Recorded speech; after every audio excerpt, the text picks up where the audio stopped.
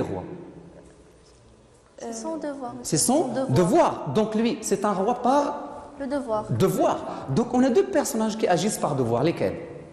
Antigone et Antigone et Créonte. Alors là, Aimon et Ismène, est-ce qu'ils agissent par devoir? Non. Là, je peux dire bien sûr ici un devoir 1, on a bien sûr un devoir 2. Pourquoi Aimon va mourir? Par le devoir amour. Par Le devoir d'amour. je ne vais pas dire le devoir d'amour. L'amour, oui. L'amour, bien sûr, dans la tragédie, il y a le devoir, il y a l'amour, mais il n'y a pas le devoir de l'amour. Donc par amour. Ismène, est-ce qu'elle devait enterrer son frère, oui ou non? Normalement. Oui, Est-ce qu'elle devait le faire ou bien non? oui, monsieur. Pourquoi non? Il est sans frère. C'est le frère de qui? Pour Lénis, c'est le frère de qui? C'est de Ismaël. Ismène et Antigone. Pourquoi c'est Antigone qui doit le faire et Ismène non? Parce qu'Antigone est une fille tragique.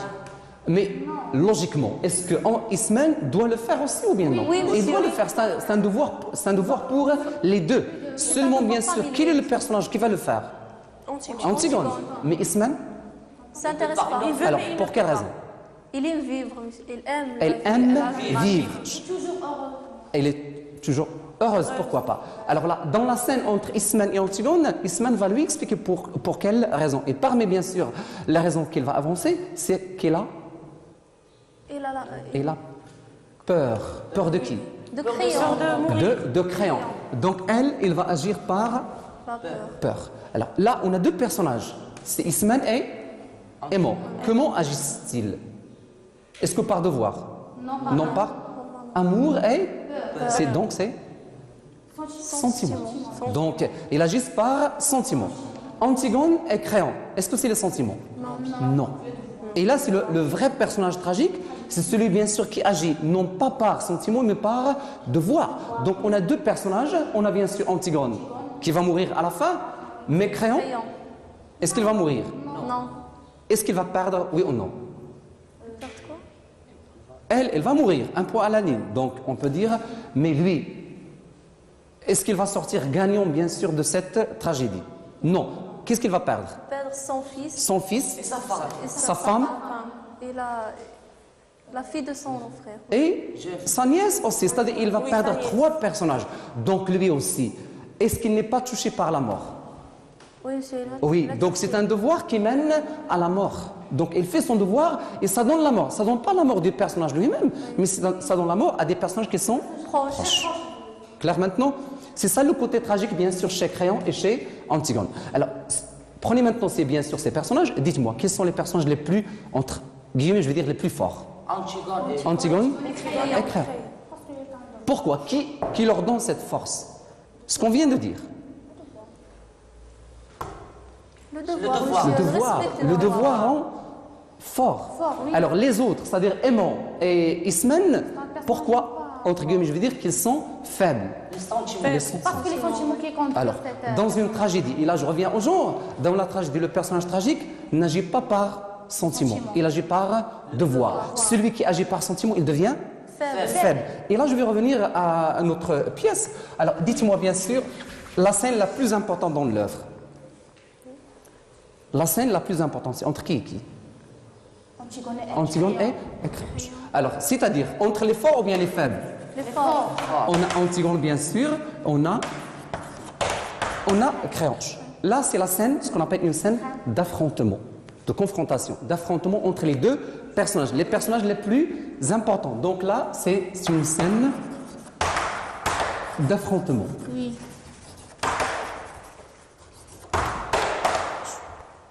Clair? Apparemment, je dis apparemment, qui est le plus fort? Antigone. Apparemment, je dis apparemment, qui est le plus fort? Rien qu'en apparence. Physiquement? Alors, physiquement, C'est Créon. c'est Créon. Pourquoi Créon? Comment on a dit ici? Un homme robuste. C'est un homme robuste. Donc, physiquement, il est fort. Elle, Noiraude, maigre. maigre. Donc, déjà, physiquement, lui, il est fort.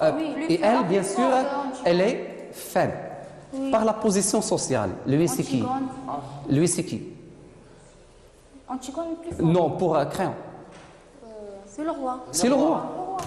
On a bien sûr le roi, mais un roi robuste. Oui. Devant qui? Est-ce que elle, bien sûr, elle est la reine? Non. Non. Donc elle, je vais dire, c'est une Révoltée. C'est une révoltée. Révoltée. Parce qu'elle se lève, bien sûr, contre l'autorité de, ou bien le pouvoir de Créon, contre la loi de Créon.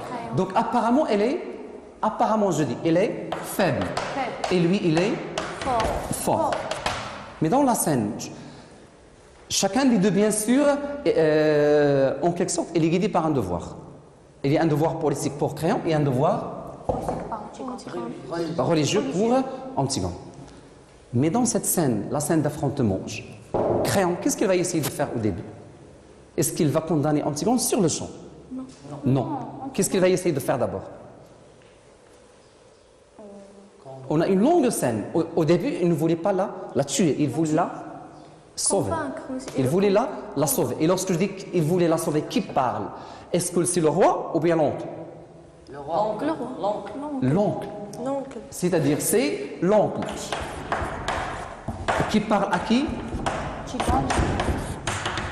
À sa nièce. Donc, un oncle devant la nièce. Est-ce que c'est le devoir ou bien les sentiments? Les sentiments. Et dans ce cas, Créon, est-ce qu'il va se montrer faible ou bien fort? Faible. Au début de cette scène, il va se montrer un peu faible. Pourquoi? Parce qu'il laisse parler les sentiments. Ce point, est-ce qu'il est clair? Il est clair. Ensuite, pour Antigone, est-ce que c'est la nièce qui parle au roi? Non, pour elle, c'est une révoltée, bien sûr, contre le roi. Il ne parle pas à son oncle. C'est pour ça que elle va utiliser quel pronom? Pour parler, bien sûr, au roi, il va utiliser quel pronom? Personnel. Vous. Elle, il va dire vous.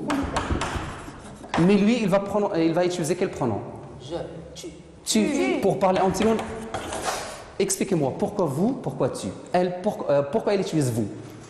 Pour la politesse. C'est un roi, mais plus que ça. Fort.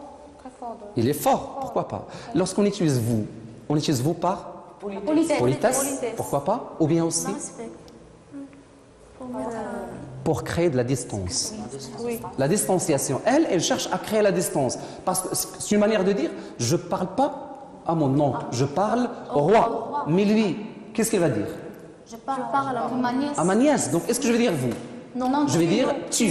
Donc, lui, il cherche à s'approcher et elle à s'éloigner. Parce qu'elle, elle a affaire au roi, il n'a pas affaire à l'oncle. C'est pour ça qu'à la fin de l'œuvre, est-ce qu'on va dire que c'est l'oncle qui a condamné sa nièce? Est-ce que c'est l'oncle qui a condamné sa nièce? Non. C'est le roi. C'est le roi qui a condamné Sa nièce. une révoltée, Antigone. Il n'a pas condamné sa nièce parce que lui, il voulait sauver sa nièce, mais c'est elle qui ne voulait pas. Clair? Donc là, bien sûr, ça c'est pour la scène, bien sûr, d'affrontement. Alors, relevez-moi d'autres indications pour Créon. Donc, on a dit avant, il aimait la musique, etc. D'accord? Oui. Après. Il joue au jeu difficile. Oui. Et il joue au jeu difficile de conduire les hommes. Pour lui, c'est un jeu difficile de conduire les hommes. C'est pas tellement facile de conduire les hommes. La suite. Ce qui nous intéresse, prenez la fin, bien sûr, de ce texte, cherchez-moi une comparaison. Comme un ouvrier oui. sa journée.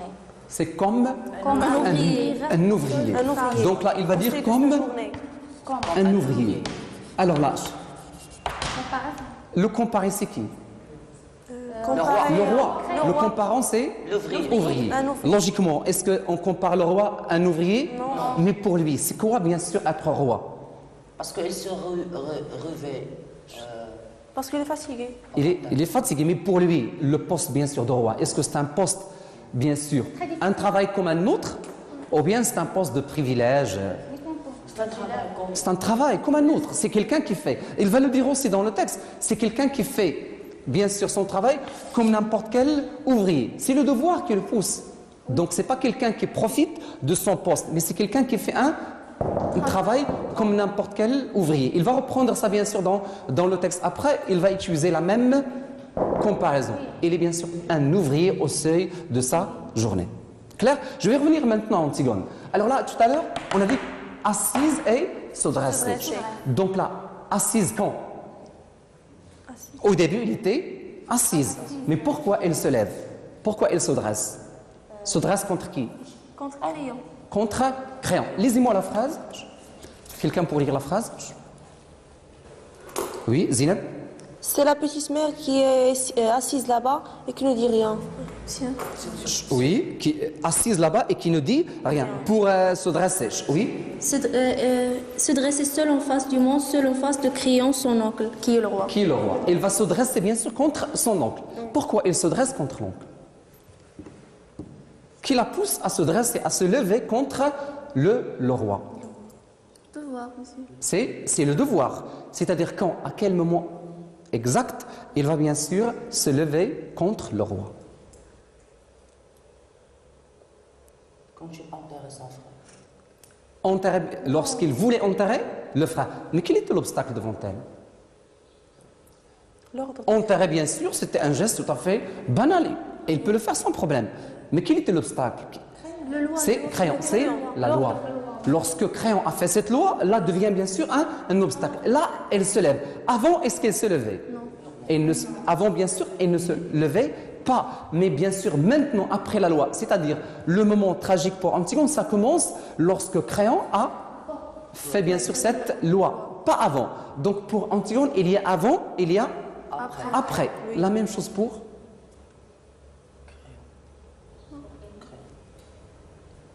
Quel est le personnage qui avait aussi un avant et un après? Crayon. Créance. Crayon. On a dit avant, qu'est-ce qu'il aimait?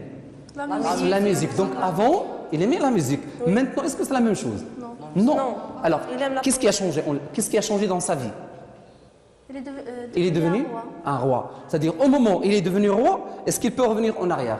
Non. Toute sa vie, bien sûr, va changer. Et là, je reviens ici pour Antigone. On a dit, bien sûr, c'est une jeune fille noiraude. Et bien sûr, elle est renfermée. Mais là, dans le texte, qu'est-ce que vous avez? Surgir de la petite maigre, de la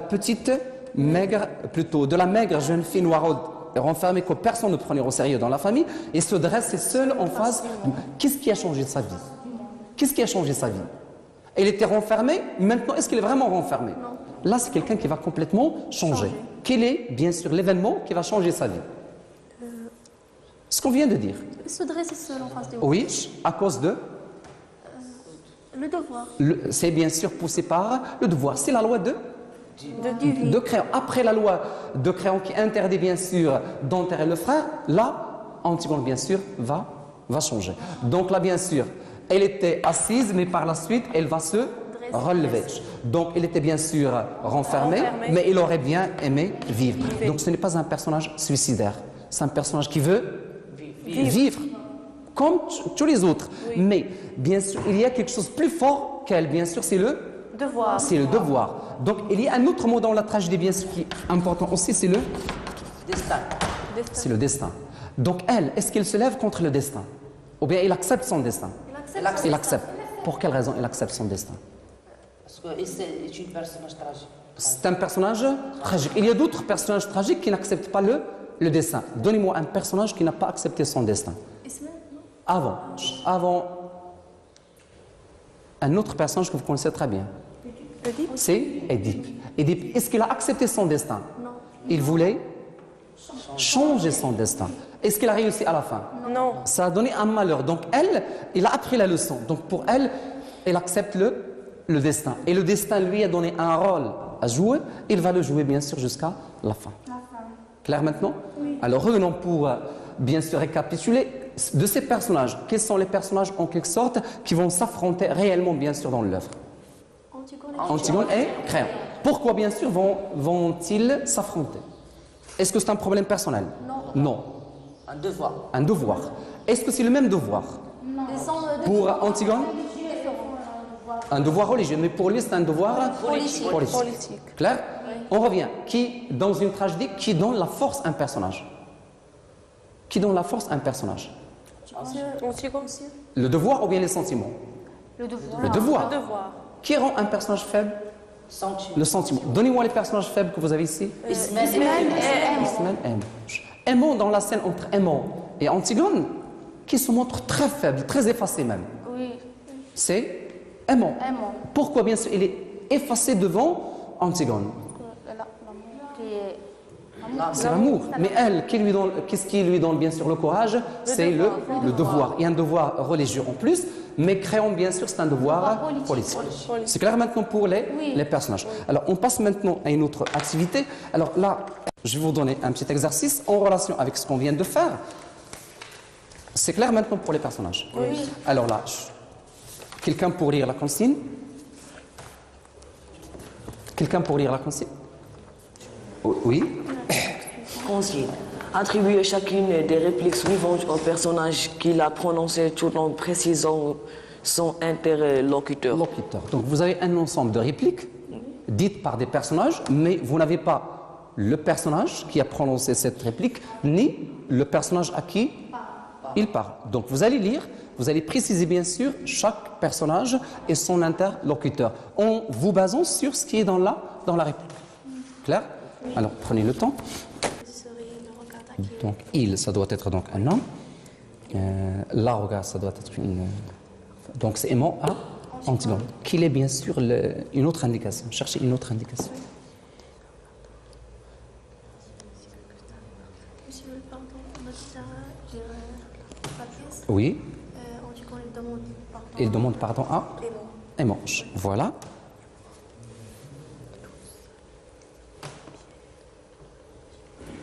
Alors pour la première, c'est aimant qui parle à Antigone. Oui.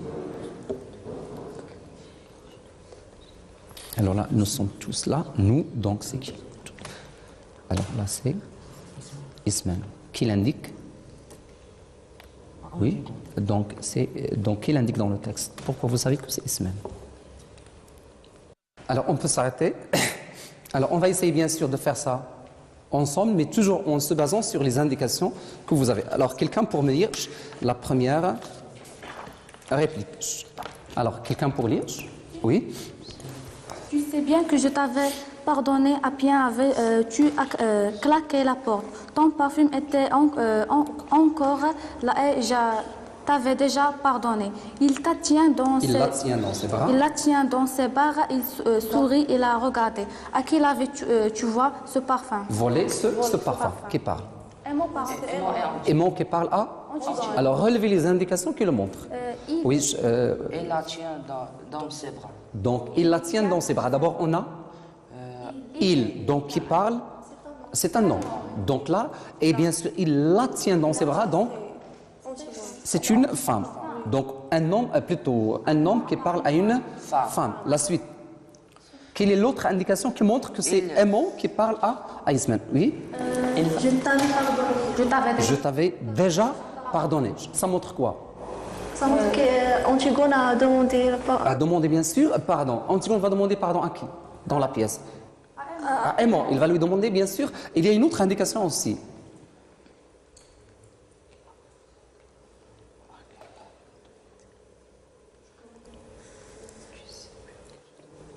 Il y a une action. Relevez une action. Il la tient dans ses Non, avant. Il la regarde. Plutôt après. Il y a pardonné. C'est oui, Zineb. Ton parfum était encore là. Oui. Après, on va parler aussi de parfum. Tu as bien que je t'avais. À qui T'as volé ce parfum. avais-tu volé ce parfum? Dans la pièce, qui a volé un parfum? C'est Antigone. C'est Antigone. Il l'a volé à qui? Ismaël. Pourquoi? Pour parfumer. Pour, bien sûr, se parfumer. Pourquoi? Quel avait, bien sûr, son objectif? Rappelez-vous ce qu'on vient de voir ici. Est-ce que Antigone a le portrait de quelqu'un qui s'intéresse Non, monsieur. au paraître? Il ne s'intéresse pas à son. Oui, c'est-à-dire si on prend les deux sœurs, de ces deux sœurs, quelle est la personne qui s'intéresse, bien sûr, à ce qui est vitrine, je vais dire? Ismaël. Mais pour Antigone? Ne s'intéresse pas. Donc là, c'est comme si on a cette différence entre l'être et le paraître. Le paraître, c'est ce qu'on voit. Qui s'intéresse au paraître? Ismaël. Et l'être? Ce qu'on a à l'intérieur, bien sûr, c'est... Antigone, c'est un personnage profond.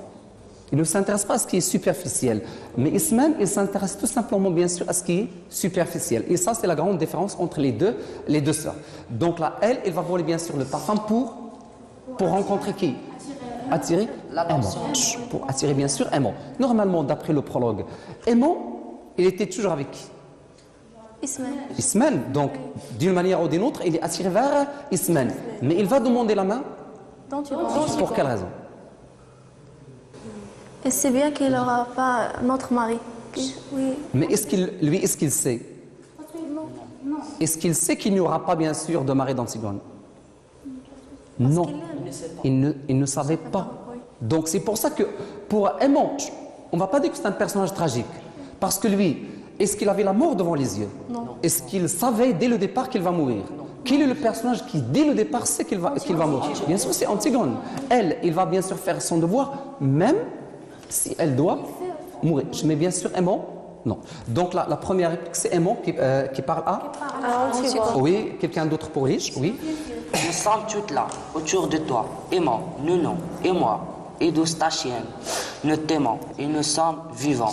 Nounou, avons besoin de toi. Polynice est mort et il ne t'aimait pas. Ne t'aimait pas. Il ne t'aimait pas. Il a toujours été un étranger pour nous, un mauvais frère. Un mauvais frère. Qui parle? Oui, Siam. C'est Ismaël qui parle. Alors relevez bien sûr les éléments qui le montrent. Les éléments qui le montrent. Oui, Oussama? Il a toujours été un étranger pour nous, un mauvais frère. Il a toujours été un étranger pour nous, un mauvais frère. Lorsqu'elle dit nous c'est qui? Ismaël et, bien sûr, plutôt Antigone. Et le frère, bien sûr, c'est Polynice. Donc là, qui parle, vous dites, c'est Ismaël qui parle à Antigone. Qu'est-ce qu'elle cherche? De la convaincre. De quoi? Persuadé. Ou bien la persuader de ne pas enterrer, bien sûr, Ismaël cherche à ne pas enterrer le frère ou bien le cadavre de Polynice, mais Antigone, c'est tout à fait bien sûr le contraire. Quelqu'un pour la troisième réplique? Quelqu'un pour la troisième? Siam? Tu as choisi la vie et moi la mort.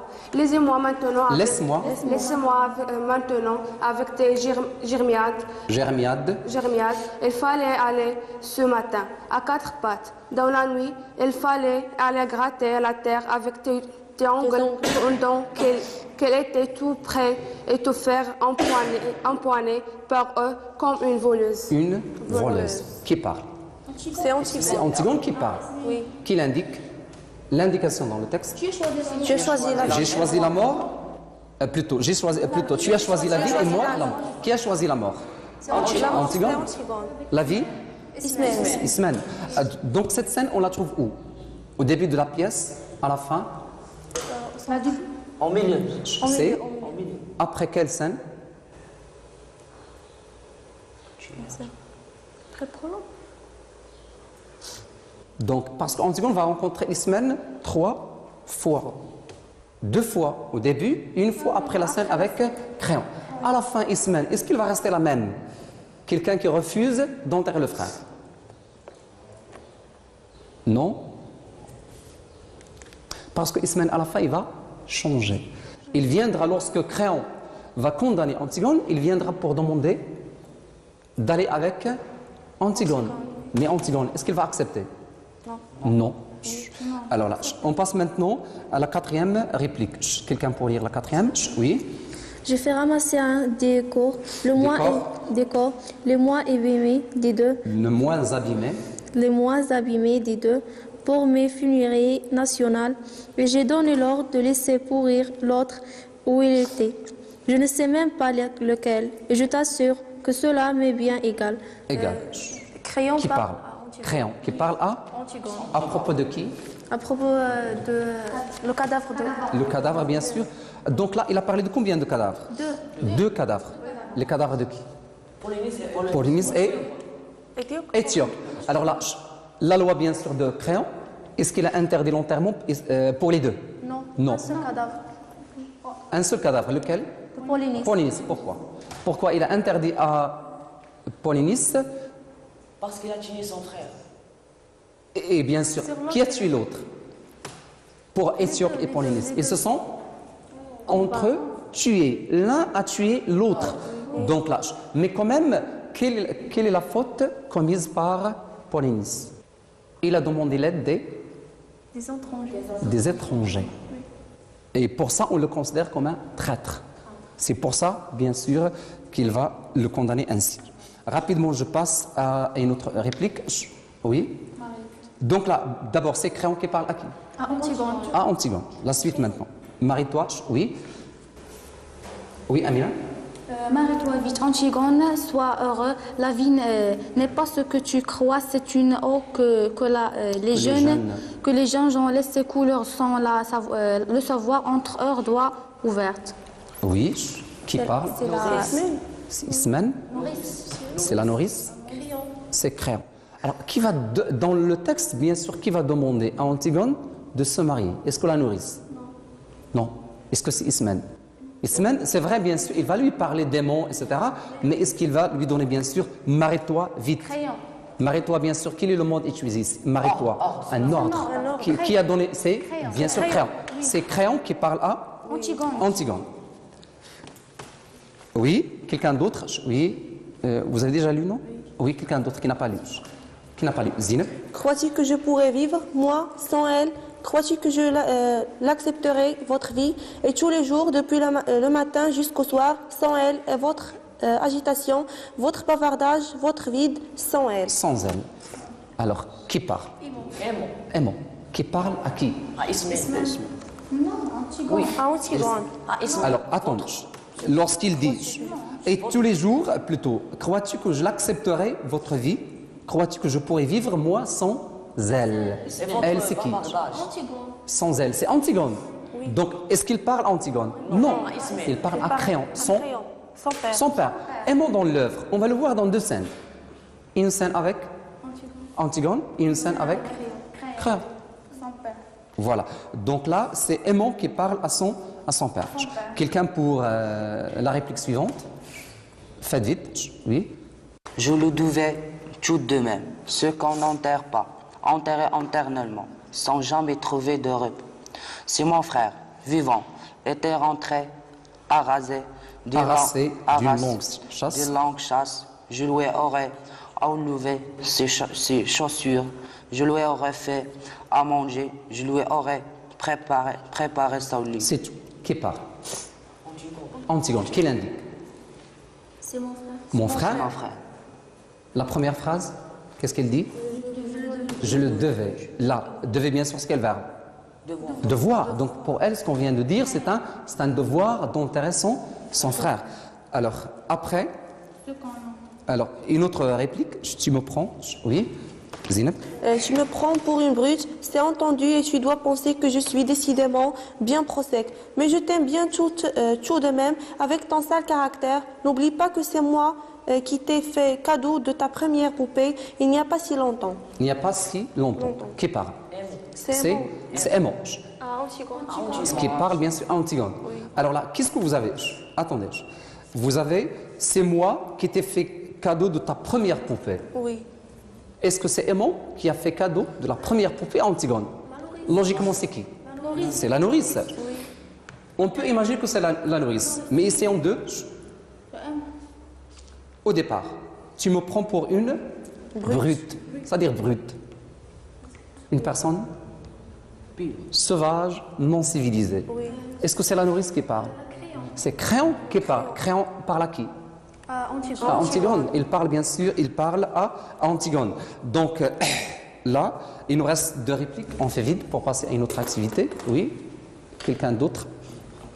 Quelqu'un pour lire? Oui, pour changer. Oui.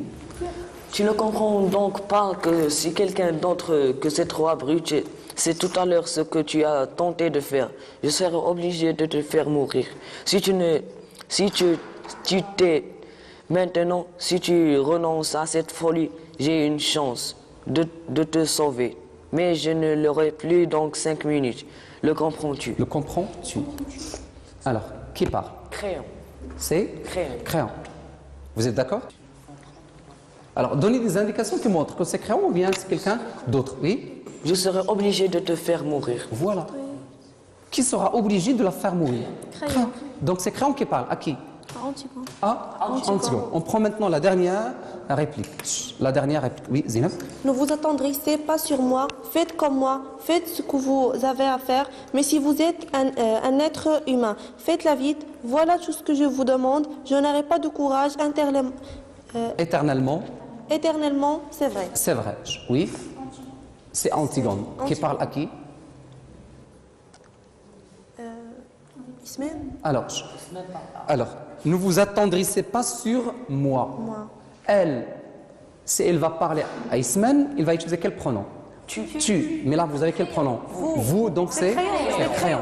Elle parle à crayon. Voilà pour les répliques. Alors là, c'est clair maintenant pour ce qu'on vient de faire?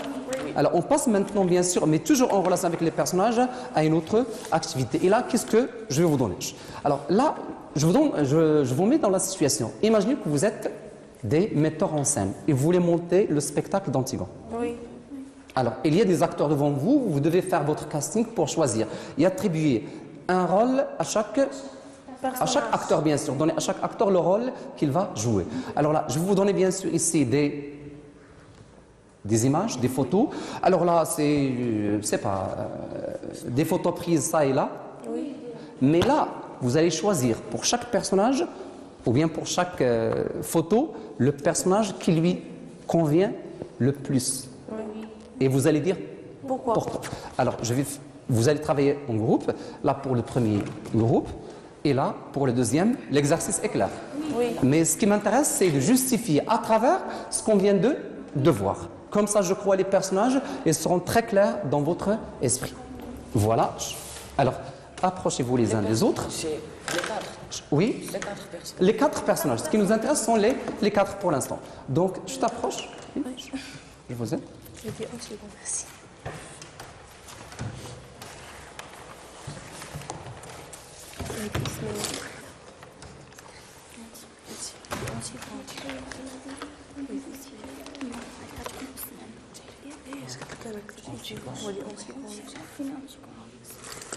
Alors, vous allez prendre en considération, bien sûr, des éléments physiques, les traits physiques. Oui. Alors là, vous, qu'est-ce que vous avez choisi? Pour commencer, ça, c'est Antigone. Alors, pourquoi ça, c'est Antigone? Parce qu'il est noir. Tout simplement. Alors, Antigone, elle a quel âge? Jeune. Elle est jeune. Elle a quel âge exactement? 20. 20 ans. Crayon le dit dans le texte, elle a 20 ans, ce personnage. Est-ce qu'elle a 20 ans? Non. Vous ne connaissez pas? Non. C'est Madame Obama. Donc, il n'est pas tellement, bien sûr, jeune. Là, peut-être. Donc là, qui vous permet de le dire? Jeune. Pour Antigone. Est-ce qu'elle est belle dans le texte?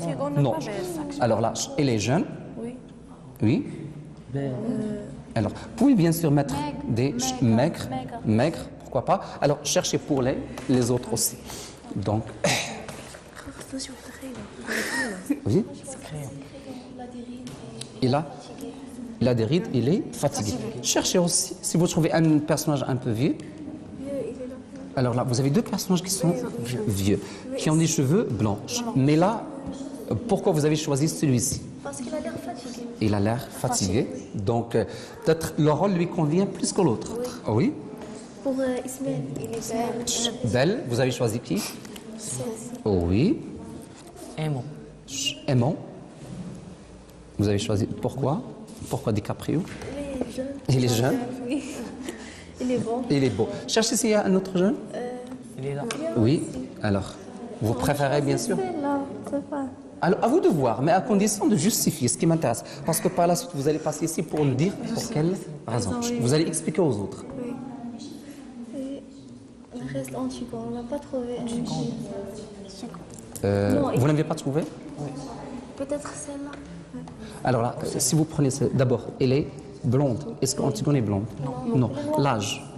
Elle est vieille. Elle est un peu plus âgée. Elle est noire aussi. Alors là, peut-être. Et là, peut-être. Mais là, Mais elle a le sourire. le sourire. Antigone a la souris triste. Là, peut-être c'est mieux? Oui, c'est. Bon, à vous de voir. Oui. Alors, nos metteurs en scène, est-ce qu'ils ont choisi bien sûr d'autres? Ça, c'est Ismaël. Isman. Sans discuter, c'est Isman? Parce que c'est. Pourquoi Isman? Très joli. Très joli. Il a des cheveux blonds. Il a des cheveux blonds. Souriante. Oui. Mais pourquoi pas celle-ci? Parce que c'est. Jeune. Donc l'autre, elle est vieille. Donc voilà. Ça, c'est pour Isman. Pour crayon. Crayon. Parce que Il a des cheveux blonds. Cheveux. le roi. Il est le roi, Il peut-être. a des rides. Il a des rides. Oui. Et pourquoi pas celui-ci? Non, parce qu'il a des cheveux noirs. Noir. Il n'est pas tellement Et un peu vieux. jeune. Voilà. Et pour Aimant? Ça, c'est aimant. Jeune. Donc là, c'est un prince. Et là, c'est vrai, c'est un prince. Oui, Oui. Voilà. Vous le connaissez déjà, donc souriant. Donc, pour vous, c'est aimant. Il n'y a pas d'autre, bien sûr, normalement. Voilà, c'est aimant. Donc, celui-ci. Non, parce que Un enfant, c'est un enfant, donc ce n'est pas aimant. Dans la piscine, Voilà. ça, c'est Antigone. C'est Antigone. Donc, par la suite, vous allez passer devant les autres pour leur expliquer, bien sûr, quelqu'un d'entre vous qui va expliquer aux autres le choix. Clair? Alors, mettez-vous d'accord sur la personne qui va passer. Vous avez fait le casting? Oui. Antigone. Aimant. Aimant, tout à l'heure, c'est des caprices. Et Barack Obama, vous n'avez donné aucun rôle? Non. Non, pourquoi? Disons crayon. Non. Les cheveux. L'autre, c'est qui paraît plus fatigué, c'est voilà. Et c'est si je... Peut-être. Mais qu'est-ce qui vous manque? Les cheveux. Les cheveux. Donc là, peut-être, il peut, mais bien sûr, tout simplement, les cheveux, ils doivent être donc des cheveux blancs. Moi, je vois celle-ci, dans le rôle d'Ismaël. Essayez de voir, pourquoi pas. Il est vieille. Il est vieille, donc c'est une question d'âge. Et là, donc vous allez lui donner quel rôle? Si vous avez distribué tous les rôles, la femme De crayon. de crayon, oui. Et là, c'est la reine d'Espagne. Donc, c'est la femme de crayon, peut-être. Mais bien sûr, celle-ci, Peut-être le rôle de... Mais les cheveux. d'Ismaël, vous la trouvez belle? Un peu. Non, il est belle quand même. Il est belle quand même. Alors là, ce que vous allez faire après, vous allez montrer ce que vous avez choisi bien sûr aux autres et vous allez dire pour chaque personnage pourquoi vous avez choisi telle photo. Claire? Alors qui va commencer? Votre groupe? Alors qui va commencer? Alors là, on se lève. Alors venez avec les... et montrez bien sûr à vous. Ça, c'est Ismaël parce qu'il est belle et jeune.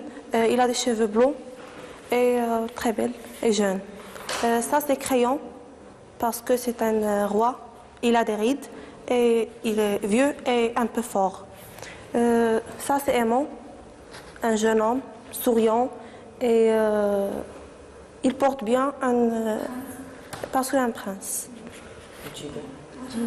Antigone, ça c'est Antigone. Un peu noiraude et maigre. Voilà, alors votre point de vue. Est-ce que vous trouvez qu'ils ont fait un bon choix? Essayez de voir toutes les photos et si vous avez des propositions. Alors, tu t'approches?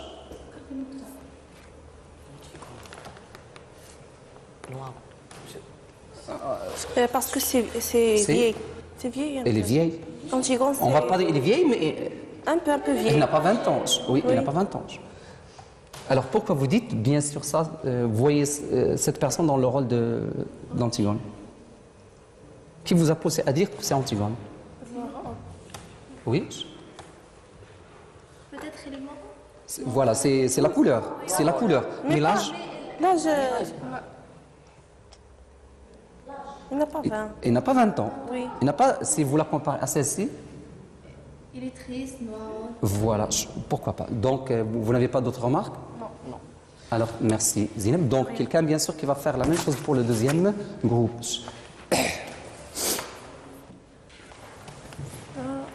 On a choisi Alors, montrez bien sûr.